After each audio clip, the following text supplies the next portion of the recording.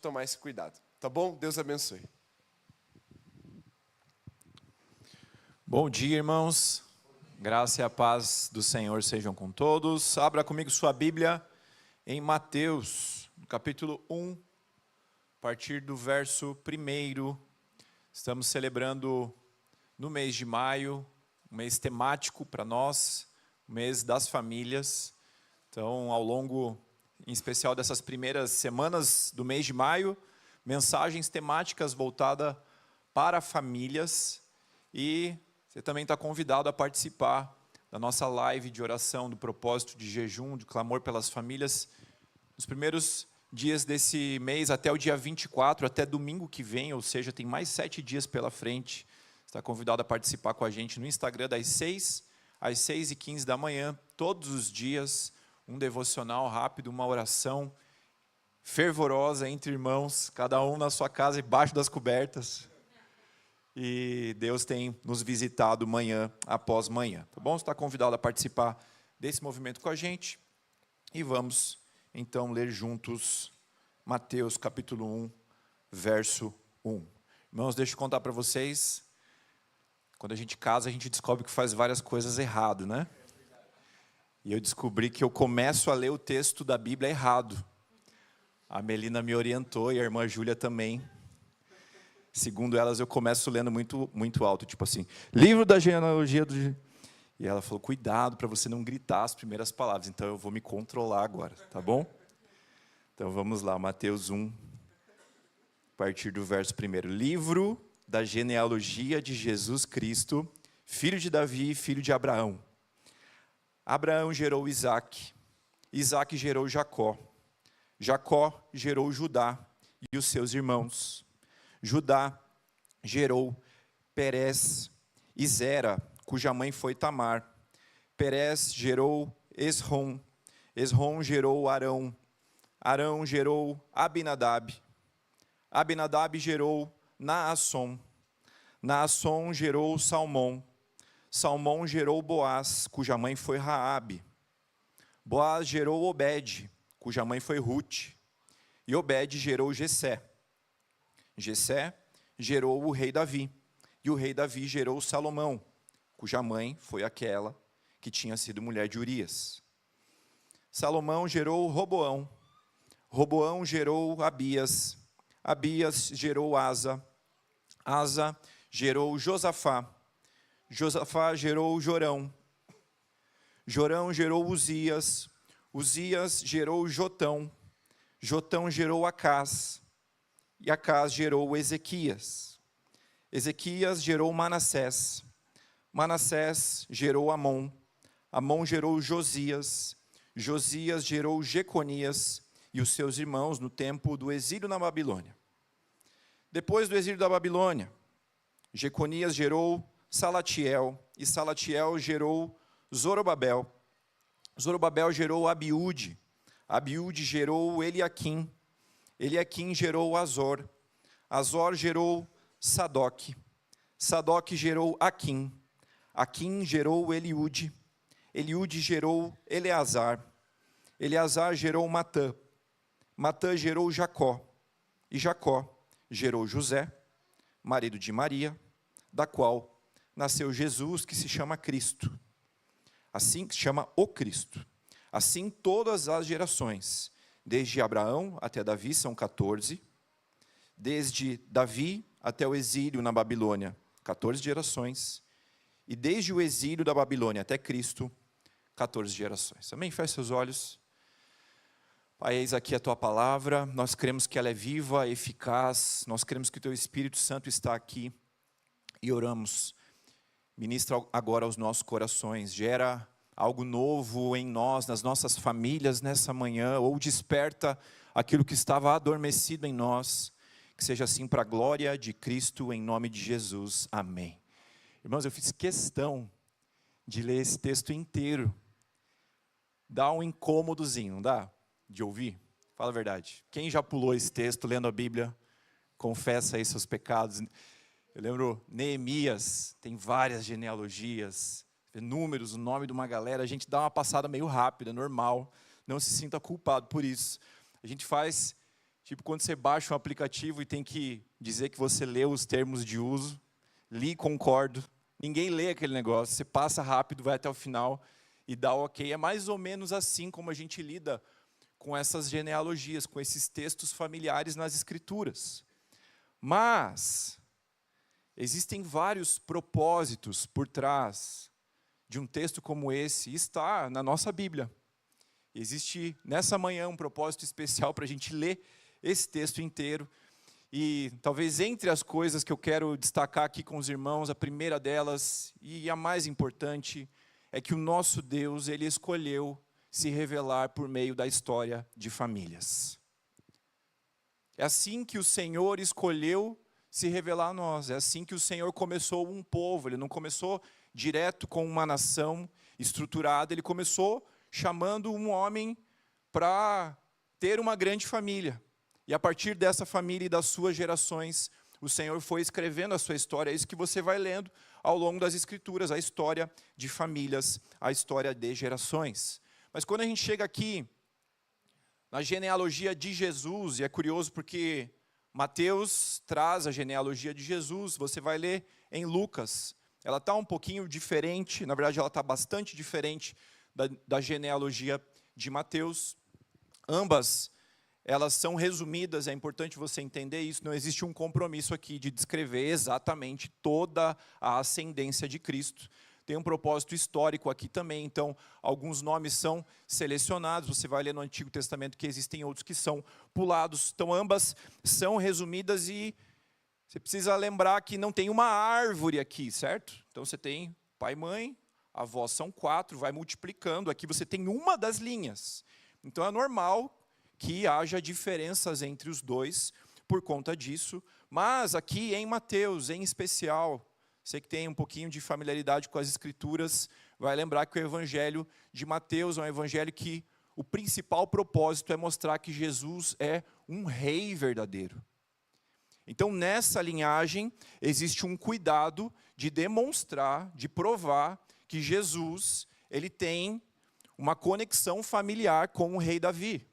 E é por isso que bem no finalzinho, você vê ali algo que para a gente foge um pouco da nossa compreensão para a nossa cultura, mas ele fala sobre 3 grupos de 14 gerações, de Abraão até Davi. E aí ele repete Davi, conta Davi 2 vezes, de Davi até o exílio, e depois do exílio até Jesus. Aqui, Mateus ele está referenciando para o povo que estava lendo, que Davi, por um lado, era conectado a Abraão. Depois do exílio, nós temos Davi conectado com a história de Israel, e depois do exílio, Davi também está conectado, porque Jesus é o filho de Davi.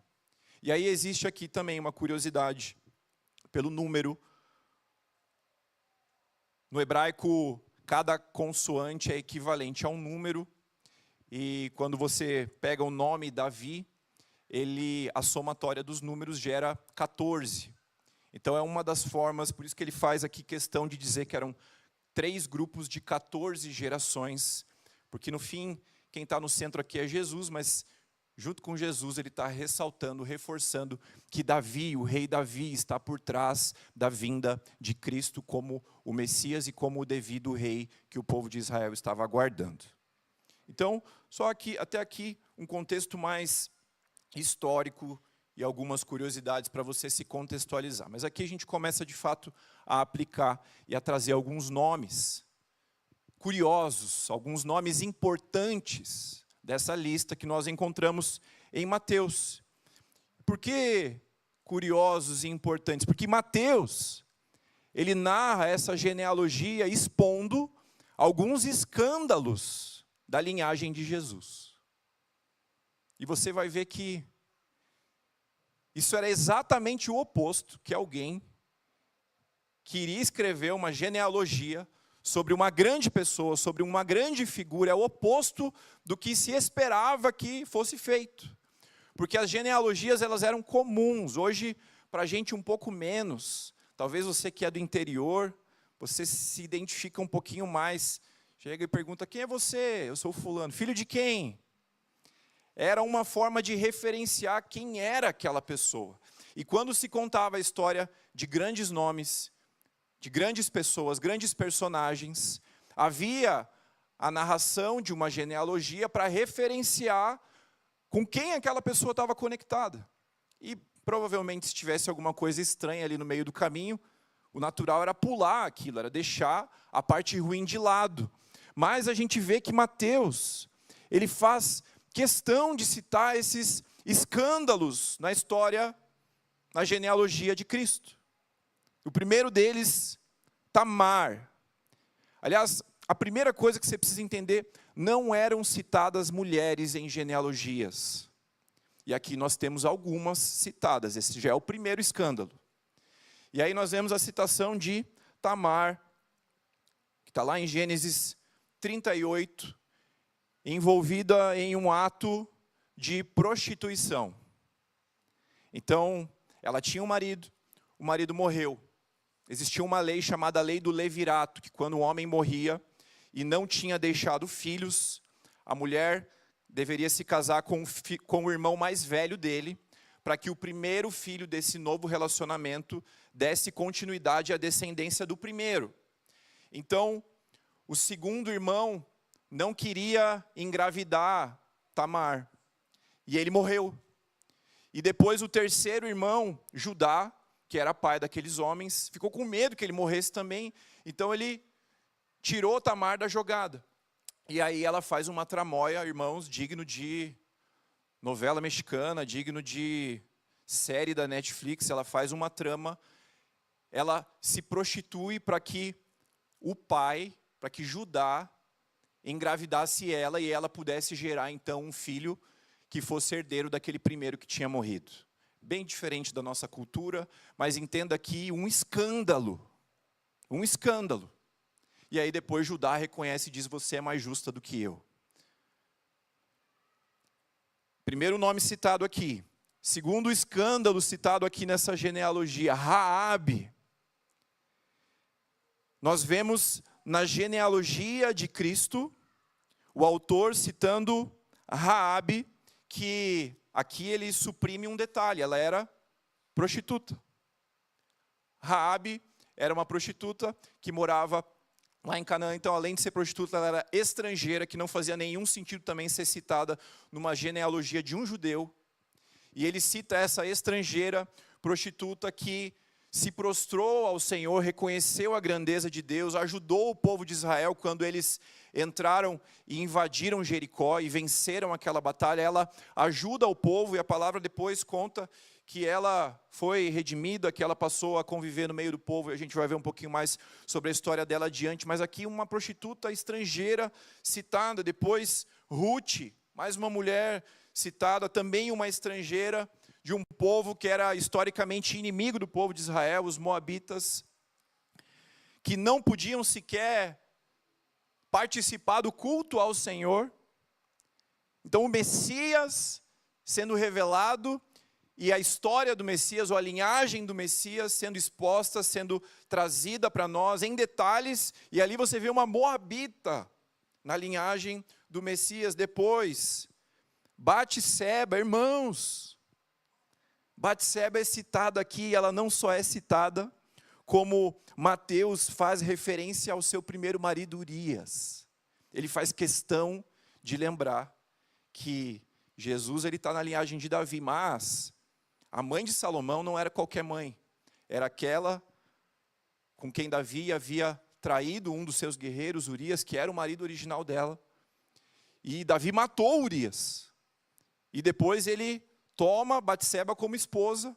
E aqui Mateus faz questão de nos lembrar disso. Ele não esconde. E ele cita inclusive o nome de Urias. Ele fala da Batseba, que era esposa de Urias. E em último lugar aqui, só para fechar essa parte dos escândalos, Maria.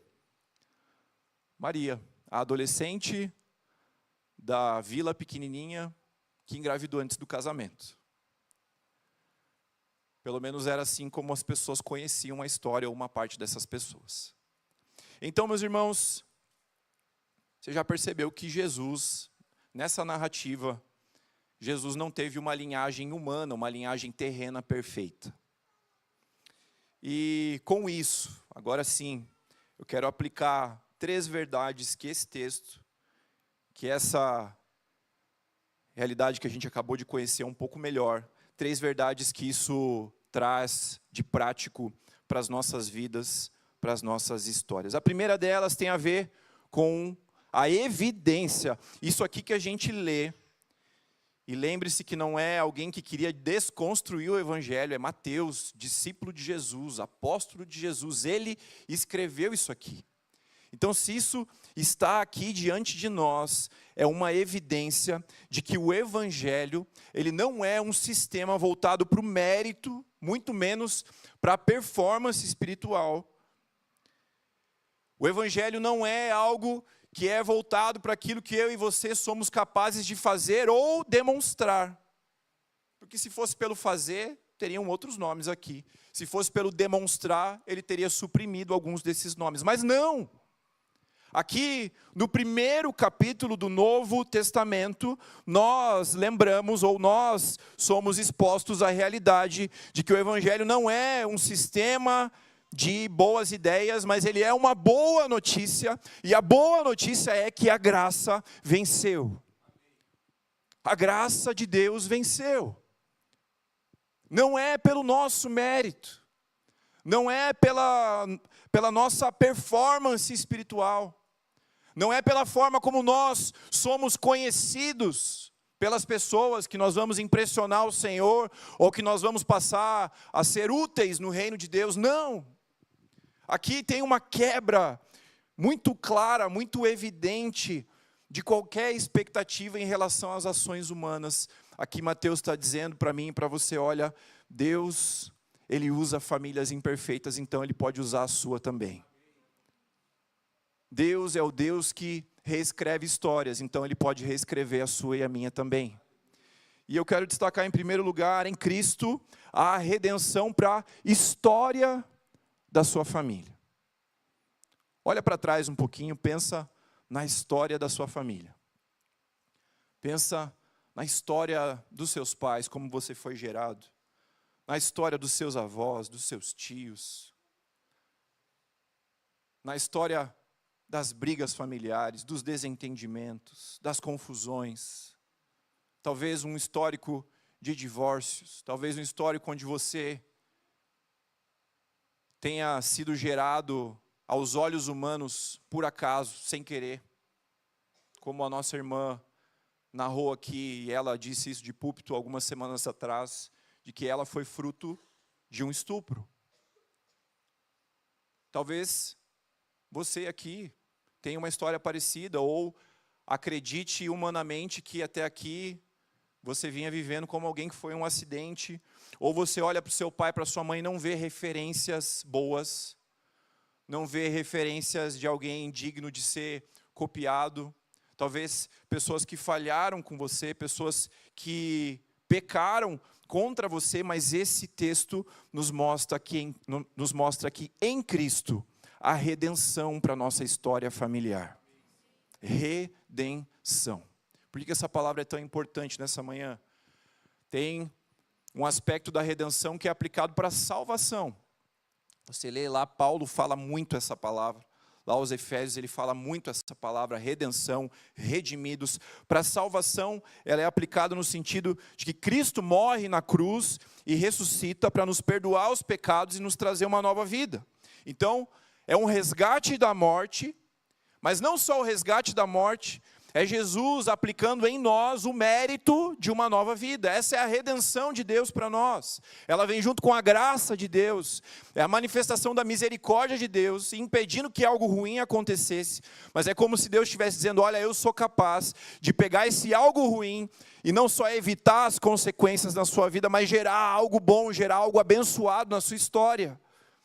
E quando você aplica isso para a sua família, existe em Cristo redenção familiar. Pela graça, Jesus transforma histórias de famílias imperfeitas e traz redenção, gerando vida e restauração onde antes havia morte. Jesus é capaz de redimir a sua história. Ele é aquele que é capaz de transformar o agora, a gente já vai ver isso. Mas eu quero começar te lembrando que Ele é capaz de redimir a sua história. Quando nós somos redimidos, nós olhamos para trás não negando a nossa história. Nós olhamos para trás não fingindo que a nossa história não aconteceu. Mas quando nós somos redimidos, nós fazemos como Cristo. Quando chega para conversar com o seu discípulo Tomé, depois da ressurreição, Jesus tinha aparecido uma vez e Tomé não estava lá, irmãos, eu queria muito saber o que ele estava fazendo. Estava todo mundo lá, menos o Tomé. E aí ele chega e todo mundo fala, Jesus apareceu. Ele fala, não é possível, cara. Eu não sei se ele não acreditou ou se ele estava indignado. Tipo assim, não, só faltava acontecer isso comigo agora. O homem apareceu e eu não estava. E ele fica triste, ele duvida. E aí depois Jesus aparece uma segunda vez e ele estava lá. E como é que Jesus aparece para ele? Ele fala, Tomé, você pode encostar nas minhas cicatrizes. Você pode ver que sou eu mesmo. Irmão, Jesus, vamos falar a verdade, Jesus podia ter aparecido sem cicatriz. Sim ou não? Ele é Deus, certo? Ele podia ter aparecido sem cicatriz e ninguém ia nem perceber. Mas Jesus, ele faz questão de mostrar, ó, Tomé, sou eu. Eu passei por aquela cruz, não vou fingir que eu não passei por ela, mas eu venci a morte. O Senhor, ele redime histórias para que você não finja que a tua história não existiu, mas para que você olhe para trás sem dor. É isso que uma cicatriz gera, certo? É uma marca de uma história para contar, é uma marca daquele dia que você estava andando de bike e caiu de queixo no chão, que você aprontou alguma coisa, mas não dói mais. Tem a marca está ali, ela continua ali, mas não dói mais. O Senhor quer que você conte a respeito da sua história e do que Ele fez para curar essas feridas que possam estar ainda abertas. Mas para que você seja um instrumento para contar a história dele para outras pessoas. É isso que a gente está fazendo aqui nessa manhã. A gente olha para a vida de Raabe e enxerga uma cicatriz fechada pelo Senhor. A gente olha para a vida de Tamar e enxerga uma cicatriz fechada pelo Senhor, uma marca na história. Mas uma marca na história que revela a graça de Deus e a redenção do Senhor sobre as famílias. Então, qual que é um grande desafio dos nossos dias? Quando a gente lê, irmãos, um texto como Provérbios 22:1, ensina a criança no caminho e jamais se desviará dele. Nós que somos da geração da performance, da geração do mérito, a gente é tentado a pensar imediatamente, então, se eu levar o meu filho na EBD todo domingo, se eu fizer o devocional toda noite, se eu orar antes das refeições, então eu posso apresentar diante de Deus o Código de Defesa do Consumidor e falar, Senhor, você é obrigado a salvar a minha filha, as minhas filhas. Às vezes é mais ou menos isso que a gente pensa quando a gente lê as promessas familiares das Escrituras. Como se Deus devesse alguma coisa para a gente, irmãos. Como se Deus devesse alguma explicação para a gente, irmãos. Irmãos, um texto como esse, ou promessas familiares, podem ser um conselho. A literatura de sabedoria da Bíblia fala sobre uma sabedoria geral. Assim, no geral, se você fizer A, vai acontecer B, mas você não tem nenhuma garantia que vai acontecer o B. Eu queria te dizer o diferente, mas se fosse diferente, a gente não precisava da graça. A graça de Deus vem porque a relação do mérito é quebrada.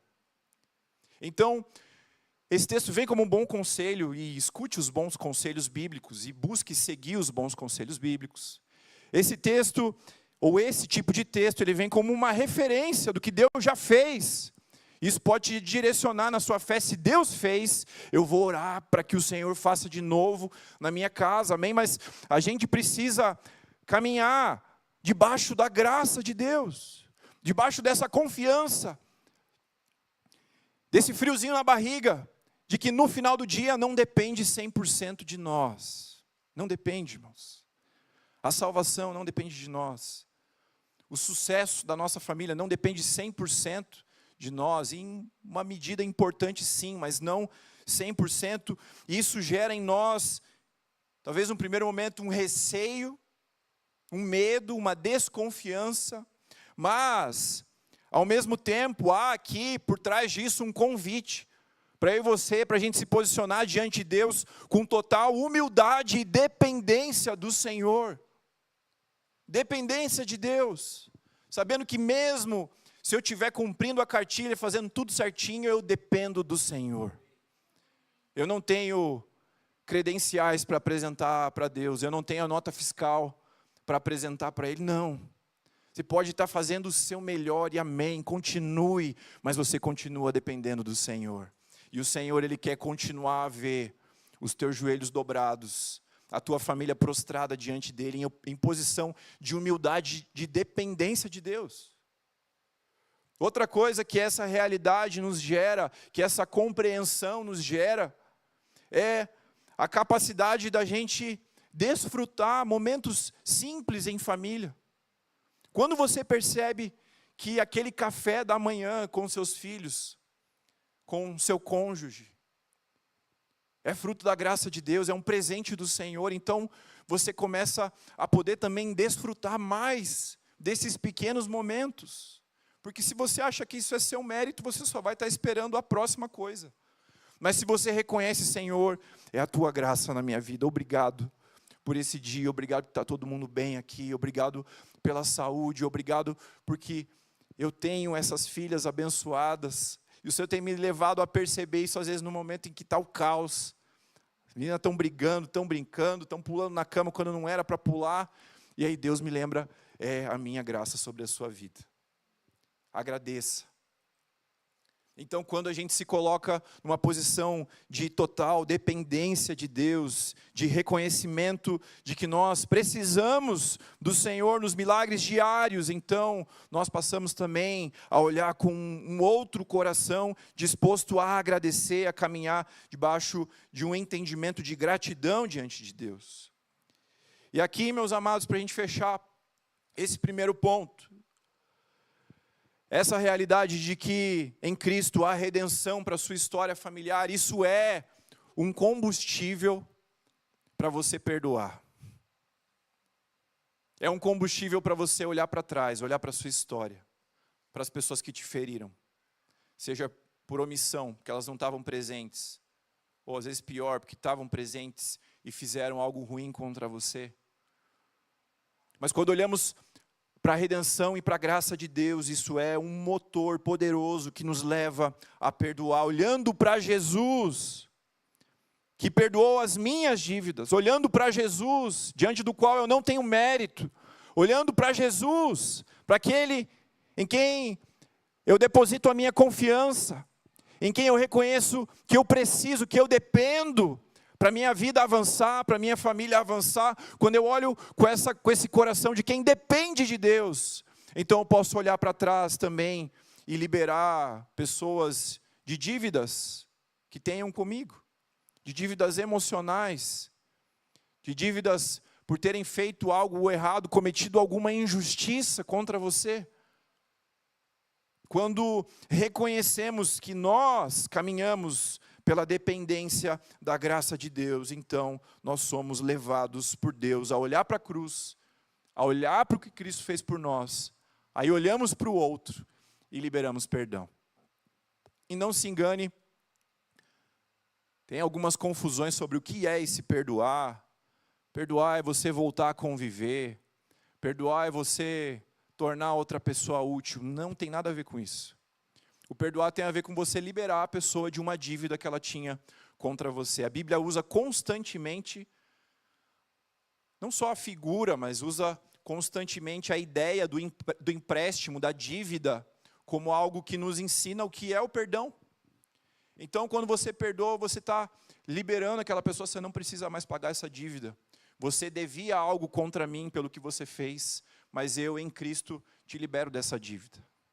E aí, você experimenta um novo nível de paz, de sono, de descanso e de comunhão com Deus.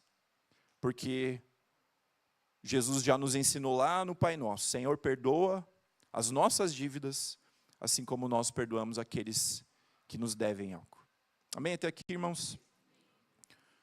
Então falamos que em Cristo há restauração para a nossa história familiar, seguindo na linha do tempo, em Cristo há transformação para a sua família hoje.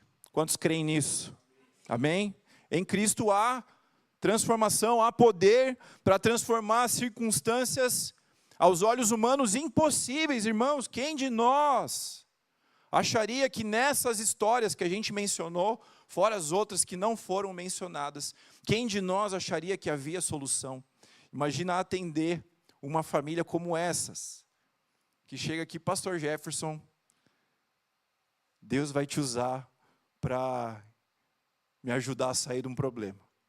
Ou Pastor Mateus, Deus vai te usar para aconselhar a minha família. E aí vem um caso como esse. Irmãos, quem de nós acharia que tinha resposta, mas a graça de Deus agiu sobre essas famílias? É a mesma graça que está disponível aqui hoje, que está disponível para transformar as nossas casas. Deus ama transformar as histórias de famílias e continua fazendo isso hoje. É uma verdade para o passado. É uma verdade para você fazer as pazes com o seu passado, com o passado da sua família, para ver redenção na sua história, mas ela é uma realidade para agora também. Olhando, eu já dei um spoiler, mas vamos voltar para a vida de uma daquelas 5 mulheres, para a vida de Raabe, para a gente ver que é o Deus que restaura a história, que redime a história, mas é o Deus que traz uma nova vida, que gera transformação para o agora também. Raabe, você vai ver ela citada em vários textos diferentes, inclusive lá em Hebreus, no que a gente chama de os heróis da fé. Ela é citada lá. Mas em Josué 2 e depois Josué 6, você lê primeiro como ela se compromete e faz uma aliança com o povo de Israel. Josué 2:11. Ela declara, porque o Senhor, o Deus de vocês, é Deus acima dos céus e embaixo da terra. De alguma forma, lá de Jericó, ela ouviu falar do Senhor. Lá de onde ela estava, ela ouviu falar dos grandes feitos de Deus. E ela decidiu fazer uma aliança com esse Deus. Mesmo que isso representasse que ela precisaria trair o seu povo natal, o seu povo de origem. Ela faz isso. Então, uma mulher que um dia reconhece quem Deus é. E depois, lá em Josué 6:25, quando eles já haviam entrado lá em Jericó, mas Josué conservou com vida a prostituta Raabe, a casa do seu pai, tudo que ela possuía, e Raabe ficou morando no meio de Israel até o dia de hoje, porque escondeu os mensageiros que Josué havia enviado para espiar Jericó. Mas não é só isso, irmãos. Quando a gente vai lendo e vai juntando as peças dos outros textos que falam a respeito de Raabe, inclusive esse, a gente vê pela genealogia de Cristo que Raabe casou-se com Salmão, que era pai de Boaz, um homem que era um líder no povo de Israel, um homem que tinha muitas posses, um homem importante no meio do povo. Então, pegando agora a linha da história, aquela que antes era uma prostituta, ela se encontra com o Senhor, ela faz uma aliança com Deus, e Deus não só redime o seu passado, mas Deus transforma a sua realidade. Ele salva a sua família, literalmente aqui, porque a família dela morreria na guerra. Ele salva a sua família, e a partir da vida de Raabe, então ela começa a conviver com o povo de Israel, e ela passa a fazer parte da linhagem do Messias, o Cristo. Uma mulher que volta, aliás, que se casa com um homem importante no meio do povo de Israel. Então o nosso Deus é o Deus que redime histórias, mas é o Deus que transforma realidades. Quantos precisam que a realidade do seu lar seja transformada pelo poder de Jesus? Ele continua fazendo, o mesmo Deus que fez lá atrás, o mesmo Deus que fez na vida de todas essas pessoas que nós listamos, o mesmo Deus que fez na minha vida, continua a fazer. E aqui, meus irmãos, se a gente já viu que Deus escolheu se revelar por meio da história de famílias, tudo isso nos comprova que Deus, Ele também ama se revelar por meio da história de famílias imperfeitas, assim como a de Raabe, assim como a minha, assim como a sua. Então, pastor, a minha família Tem jeito? O que você acha, irmão? Depois de ouvir todas essas histórias, será que a sua família tem jeito? Tem jeito, em nome de Jesus. Tem jeito como? Se arrependa. Se prostre diante de Deus. Clame ao Senhor por um milagre na sua casa. Faça aquilo que está ao seu alcance, mas não coloque 100% das expectativas no seu mérito, na sua performance. Com um milagre de Deus, com um toque de Deus, como foi o toque de Deus na vida de cada uma dessas famílias, com um toque de Deus eu tenho certeza que a sua casa ela vai ser transformada. Com um toque de Deus que nos leva a arrependimento, a convicção de pecados, a correção de rota, com um toque de Deus que nos aproxima do Senhor, que nos leva à tristeza, que nos aproxima de Deus, com um toque de Deus, um toque milagroso, eu creio, cada casa pode e vai ser transformada em nome de Jesus. E aí se a gente olha de novo, olhamos para essas histórias como ensinamento, olhamos para essas histórias como referências, até mesmo referências para orarmos diante de Deus. Então você pode olhar para a história de Raabe e falar: Senhor, faz de novo na minha casa. Senhor, faz de novo na vida dos meus pais. Senhor, faz de novo na vida dos meus filhos. Senhor, faz de novo na minha família. Mostra os teus milagres, os teus feitos através da vida da minha casa. E, meus irmãos, em último lugar,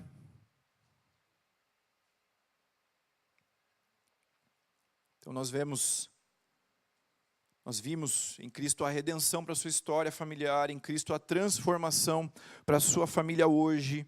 Em último lugar, meus irmãos, olhando para essa genealogia e você, nós podemos concluir que qualquer um de nós pode ser membro da família de Cristo. É para todos. É um convite para todos nós. Então há lugar para você na família de Deus. Há lugar para você na família de Cristo. Se tem espaço para essas mulheres, se tem espaço para Judá, se tem espaço para Salomão, se tem espaço para Davi, se tem espaço para o rei Uzias, tem espaço para você e para mim também na família de Deus. Lá em João 3,16, nós vemos que o nosso Deus, Ele amou o mundo de tal maneira que deu o seu único Filho para que todo aquele que nele crê não morra, mas tenha a vida eterna. Então a gente entende que Cristo é a resposta para aquilo que nós precisamos para a nossa família, mas isso começa com uma aliança, isso começa com um momento em que nós reconhecemos: Cristo, eu preciso de você, Senhor Jesus, eu dependo do Senhor, eu dependo de Ti para transformar a história da minha família, mas antes disso, eu dependo de Ti para transformar a minha história. Eu dependo de Ti porque eu já entendi que nessa relação do mérito eu não vou avançar. Eu dependo de Ti porque tentando caminhar com as minhas próprias forças, tentando caminhar com a minha própria boa performance espiritual, não vai dar certo. Então, quando olhamos para Mateus 1 e encontramos a graça de Deus se revelando na história da genealogia de Cristo, é essa mesma graça que quer se revelar sobre a sua vida, sobre a sua história. É a graça de Deus que quer tirar esse peso, é a graça de Deus que quer te ver prostrado diante de Deus, para que então Cristo possa ser Salvador da tua vida, mas o Senhor da tua história. É a graça de Deus que vem e depois dessa aliança, envia o Espírito Santo para habitar dentro de cada um de nós. E aí sim, em Cristo, há redenção para o passado, em Cristo há novidade de vida, mas começa com uma aliança pessoal com o Senhor.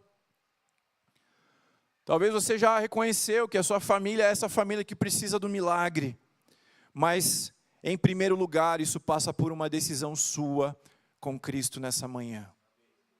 Seja de reposicionamento, ou seja, ela é uma decisão para você pela primeira vez reconhecer, Senhor Jesus, sem você não dá. Senhor Jesus, eu preciso de um Salvador, mas vem também e seja o Senhor da minha história, porque do meu jeito não dá. Meus amados, tudo muda quando entendemos isso e quando tomamos essa decisão. E eu tenho certeza que, como consequência, a sua família vai ser transformada logo depois, em nome de Jesus. Mas começa com essa decisão pessoal. Irmãos, nada disso que nós vimos nessa manhã é uma licença poética para você continuar fazendo o que está errado. E dizer, não, mas o pastor disse que não é pelo meu mérito, não é pela minha performance, então está tudo bem. Vou continuar vivendo do meu jeito. Não é isso. A palavra de Deus diz de forma tão clara lá em Romanos 6, capítulo 1. Romanos 6, verso 1, 2 e 4. Que diremos então? Continuaremos no pecado para que a graça aumente ainda mais? Será que a gente precisa disso? Verso 2, de modo nenhum. Como viveremos ainda no pecado, nós que já morremos para ele? Nós somos sepultados com ele na morte, pelo batismo, para que como Cristo foi ressuscitado dentre os mortos pela glória do Pai, assim nós andemos em novidade de vida. Cristo tem novidade de vida para você nessa manhã. Em Cristo não há espaço para essa religiosidade rasa, pautada naquilo que você pode fazer. Mas em Cristo também há reposicionamento e novidade de vida. Em Cristo a graça venceu e nós podemos fazer parte da família de Deus. Amém? Fique em pé. E que essa realidade, irmãos, feche seus olhos, que essa realidade nos leve a consagrarmos nessa manhã as nossas vidas e as nossas famílias diante de Deus. Com os olhos fechados, eu vou dar alguns direcionamentos de oração aqui para nós nesse tempo. O primeiro deles é para você que reconheceu, que já entendeu, eu preciso dessa aliança com Cristo. Do meu jeito não dá mais. Eu preciso me entregar a Jesus, não só recebê-lo como um Salvador, mas eu preciso me entregar para que Ele seja aquele que guia os meus passos, para que Ele seja o Senhor da minha história. Eu preciso me entregar para que, enfim, a graça vença também na minha vida. Eu preciso me entregar para que esse seja um primeiro passo para a transformação daquilo que está ao meu redor, mas eu reconheço, esse é o primeiro passo. Se você deseja orar nessa direção, eu vou listar mais alguns motivos. Mas daqui a pouquinho vou chamar você para vir aqui à frente. Segundo motivo, você que entende que precisa de um milagre de Deus sobre a sua família. Eu não estou falando de você que de verdade não tem problema, você que acha que está tudo bem, não tem problema nenhum. Mas eu quero falar com aqueles que reconhecem, eu preciso de um milagre de Deus na minha casa. Eu preciso de um milagre de Deus na vida dos meus filhos. Eu preciso de um milagre de Deus no meu casamento. Eu preciso de um milagre de Deus na vida dos meus pais. Eu creio nesse Deus que restaura a história, mas eu creio em um Deus em quem há novidade de vida. Nós vamos orar juntos. E em terceiro lugar, também de forma especial, você que recebe um chamado de Deus nessa manhã e entende isso. Esse chamado, Deus escreve a tua história através da vida da minha família. O Senhor é o Deus que se revelou por meio da história de famílias. Eu quero junto com a minha aqui nessa manhã clamar, Senhor, se revela na vida de pessoas através da vida da minha casa. Quer orar por algum desses motivos de forma bem específica diante de Deus? Deixe o seu lugar, vem aqui à frente em nome de Jesus. Chama a Melina, vai nos conduzir em oração. Vem com sua família ou venha sozinho, do jeito que você quiser. Então você que quer firmar essa aliança com Cristo nessa manhã, você que entende que precisa de um milagre na sua casa, ou você que entende um despertar diferente diante de Jesus para fazer essa oração, Senhor, escreve a tua história através da minha casa, da minha vida. Nós vamos orar juntos em nome do Senhor. Amém. feche seus olhos, continue em oração, mesmo você que não veio até aqui à frente. Senhor, nós colocamos em primeiro lugar os nossos corações, Pai, reconhecendo que, como Tua palavra fala, sem Ti nós não podemos fazer nada. Nós não somos capazes de nos salvar, Pai. Nós não somos capazes de salvar aqueles que estão, Pai, convivem conosco, aqueles que nós amamos.